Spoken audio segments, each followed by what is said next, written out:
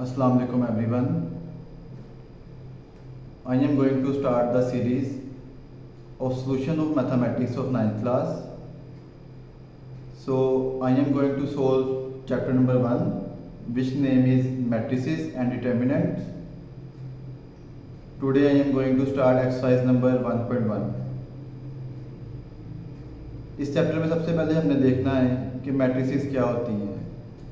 सो जो मैट्रिक्स की basic definition है वो ये है, लेट्स से मेरे पास कुछ नंबर्स हैं 1 2 3 4 5 and 6 and if in numbers को मैं एक स्क्वायर ब्रैकेट में इनक्लोज कर दूं,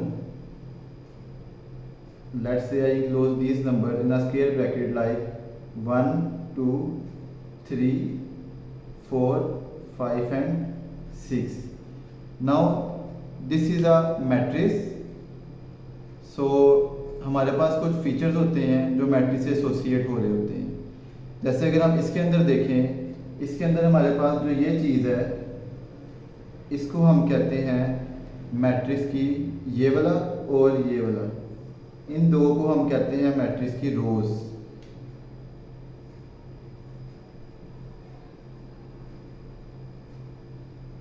सिमिलरली जो हमारे पास ये एलिमेंट्स हैं 1 4 2 5 and 3 6, these are called the columns of the matrices. So we are going to the exercise number 1.1.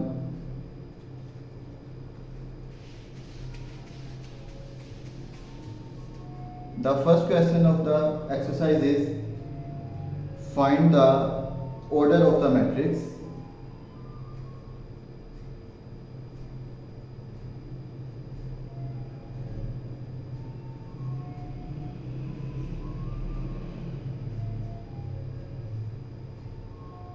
हमारे पास एक मैट्रिक्स है A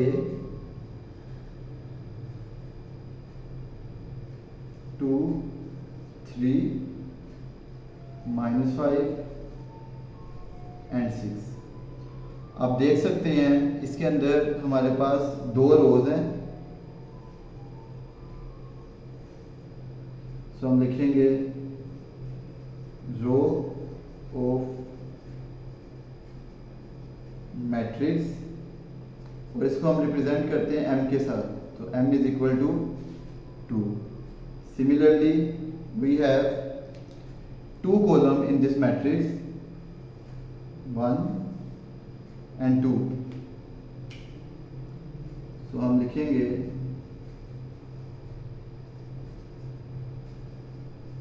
column of matrix और इसको हम रिप्रेजेंट करते हैं n के साथ. तो जो हमारे पास n की वैल्यू है वो इधर आएगी 2 आएगी. ऑर्डर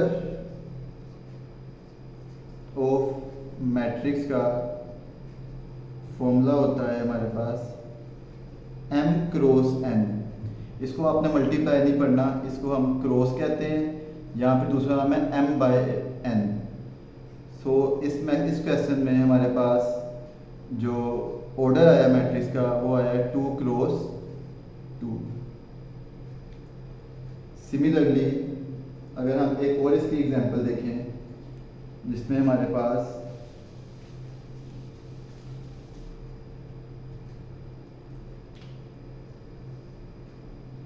सी मैट्रिक्स गिवन है, वो सी मैट्रिक्स है हमारे पास 2 and 4. As you can see that इस मैट्रिक्स में हमारे पास एक रो है. So row of the matrix की वैल्यू आ जाएगी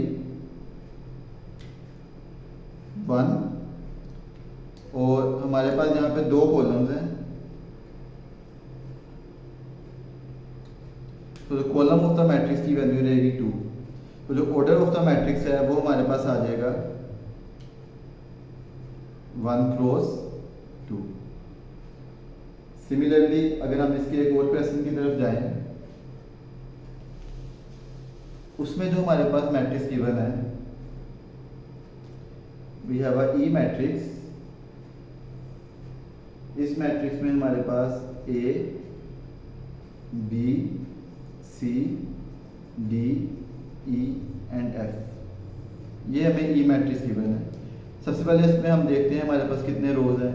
सो we have 1 2 and 3 rows, so that's why the row of the matrix will 3, and similarly हमारे पास 1 and 1 2 कॉलम्स हैं, तो जो हमारे पास ऑर्डर ऑफ द मैट्रिक्स आएगा वो आ जाएगा 3 cross 2। Similarly we have a very another interesting matrix. This is F matrix, which is this. So its mean in this matrix हमारे पास एक रो है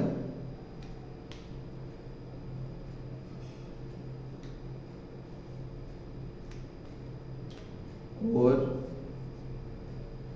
हमारे पास एक कॉलम है। सो इस मैट्रिक्स का हमारे पास जो ऑर्डर आएगा वो आएगा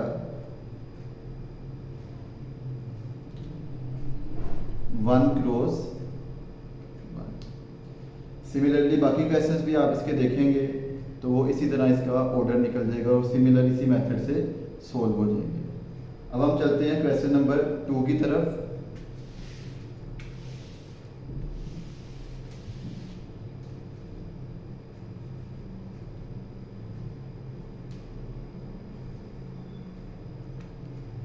क्वेश्चन नंबर 2 में हमें कुछ मैट्रिसेस गिवन है, हमने बताना है इसमें कौन सी मैट्रिसेस आपस में इक्वल है। सो अगर हम देखें हमारे पास ए मैट्रिक्स है जिसमें सिर्फ एक ही एलिमेंट है वो है 3, और हमारे पास एक सी मैट्रिक्स है। ए मैट्रिक्स हमारे पास है वो है 3, और हमारे पास एक सी मैट्रिक्स है जो है 5 - 2। सो जब मैं इसको सोल्व करूंगा तो सी की वैल्यू आ जाएगी 3। सो यू कैन सी, आप देख सकते हैं हमारे पास ए और सी मैट्रिक्स जो थी उनकी वैल्यू सेम आई है, जिसकी वजह से हम कह सकते हैं मेरी ए मैट्रिक्स वो सी मैट्रिक्स के इक्वल है। सिमिलरली अगर हम बी मैट्रिक्स को देखें, हमारे पास जो बी मैट्रिक्स है, बी मैट्रिक्स की वैल्यू हमारे पास है 3 and 5। बट अगर आप आई मैट्रिक्स को देखें, आई मैट्रिक्स की वैल्यू हमारे पास है 3 + 2। तो 3 + 2 आपको पता है कि वो भी 5 होता है, तो आप यहाँ से देख सकते हैं हमारे पास जो बी मैट्रिक्स है वो आई के इक्वल है। नेक्स्ट क्वेश्चन पे जाते हैं। सी मैट्रिक्स मैंने आपको बता दिया वो ए के इक्वल है। Then we have E matrix. The E matrix is 4 0 6 2, और आप देख सकते हैं हमारे पास जो एच मैट्रिक्स है वो भी 4 0 6 2 है, और जो जे मैट्रिक्स है हमारे पास दिस इज 2 + 2 2 - 2 2 + 4 and 2 + 0। जब हम इसको सोल्व करेंगे हमारे पास आ जाएगा 4 0 6 and 2। तो आप देख सकते हैं हमारे पास ई मैट्रिक्स इक्वल है एच मैट्रिक्स के, और ये इक्वल है जे मैट्रिक्स के। इसी तरह अगर हम जाते हैं आगे, हमारे पास एफ मैट्रिक्स है जो कि इक्वल है 2 and 6 के। और हमारे पास एक जी मैट्रिक्स है जिसकी वैल्यू है 3 - 1 एंड 3 + 3। जब मैं इस जी मैट्रिक्स को सोल्व करूंगा मेरे पास वैल्यू आएगी 2 एंड 6। तो आप देख सकते हैं जो f की वैल्यू है, f मैट्रिक्स की वैल्यू वो जी मैट्रिक्स के इक्वल आई है। तो इस क्वेश्चन नंबर 2 में हमें ए से लेके जे तक मैट्रिक्स गिवन थी और हमने इसमें से बताना था कौन सी मैट्रिक्स आपस में इक्वल है। So A is equal to C, B is equal to I, E H and J are equal and F is equal to G. Now we are going to question number 3।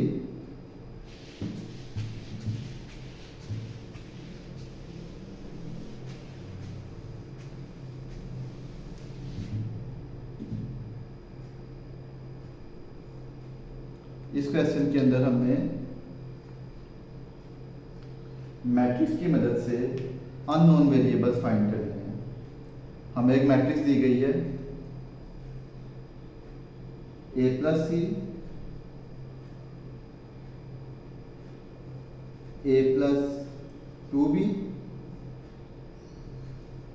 c - 1, 4d - 6 and ये matrix equal है 0, -7, 3 and 2d के। सो ये दो matrix अगर आपस में equal हैं, because हमारे पास यहाँ पे इक्वल का साइन है तो ये मैट्रिक्स आपस में इक्वल हैं। दूसरी चीज़ जो मैट्रिक्स के इक्वल होने के लिए ज़रूरी है वो ये है इन दोनों मैट्रिक्स का ऑर्डर सेम होना चाहिए। तो इस मैट्रिक्स के अंदर भी हमारे पास 2 रोज हैं और 2 कॉलम हैं, तो इसका ऑर्डर भी कितना होगा 2 × 2। सिमिलरली जो दूसरी साइड पे हमें मैट्रिक्स दी है इसका भी ऑर्डर है 2 × 2। तो अगर इन दोनों मैट्रिक्स का ऑर्डर सेम है और ये मैट्रिक्स आपस में इक्वल है तो लाजमी बात है कि इसके कोरोस्पोंडिंग एलिमेंट्स भी इक्वल होंगे। कोरोस्पोंडिंग एलिमेंट्स का मतलब होता है a + c 0 के इक्वल होगा,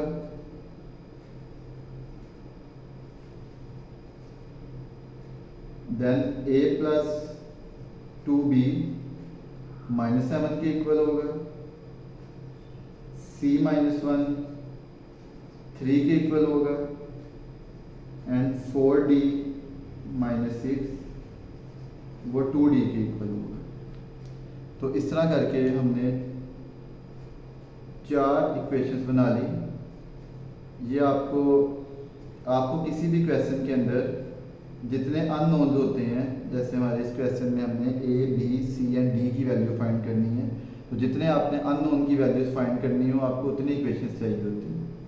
तो इस क्वेश्चन में चूंकि हमने 4 अननोन वेरिएबल फाइंड करने थे a, b, c and d, तो इसलिए हमने 4 इक्वेशन बना ली।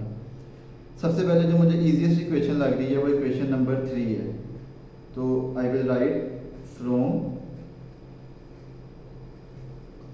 Equation 3 c - 1 = 3, so I get the value of 3 which is 3 + 1 and c will become 4. Okay,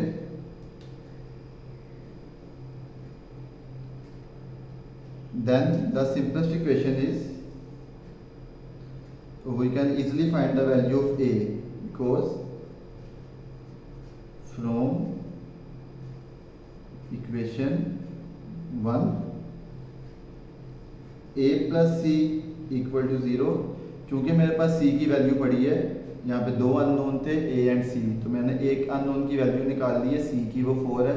तो हम यहाँ से इजीली a की वैल्यू कैलकुलेट कर सकते हैं। तो हमने c की वैल्यू पुट करेंगे, वो आ गई 4, और यहाँ से c बन जाएगा, a की वैल्यू आ जाएगी -4।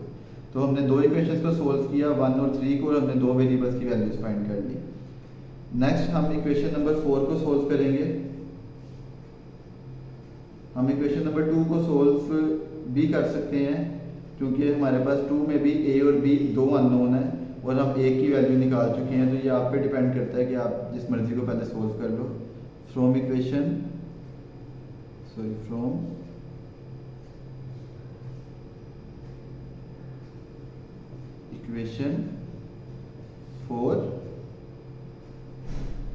4d minus 6 is equal to 2d।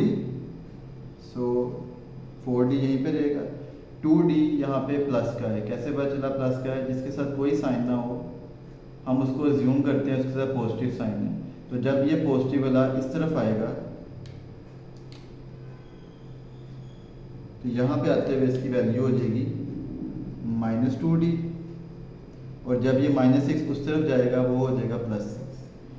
Then 4d minus 2d is equal to 2d equal to 6, और जो d की वैल्यू है वो आएगी 6 divided by 2 which is 3। Next हमने 3 इक्वेशन सोल्व कर ली हैं और हमने 3 वेरिएबल्स की वैल्यूज फाइंड कर ली है। अब हम इक्वेशन सोल्व करेंगे। हमारे पास एक ही इक्वेशन बची है। From equation 2 a plus 2b is equal to -7। So अब यहाँ पे हम दो अननोन है, a की वैल्यू हमें पता है, a की वो है -4, वो पुट करेंगे। और ये अब ये -4 यहाँ पे सब्ट्रैक्ट हो रहा है, तो वहाँ पे जाके ऐड हो जाएगा। So we will get -3 and the value of b will 2 यहाँ पे b के साथ मल्टीप्लाई हो रहा है, तो इक्वल के उस तरफ जाके वो डिवाइड होगा। तो इस तरह हमने 4 इक्वेशंस को सोल्व करके 4 वेरिएबल्स की वैल्यूज फाइंड कर ली। शुक्रिया। नेक्स्ट लेक्चर के अंदर हम 1.2 शुरू करेंगे, तब तक आप इसकी प्रैक्टिस करें।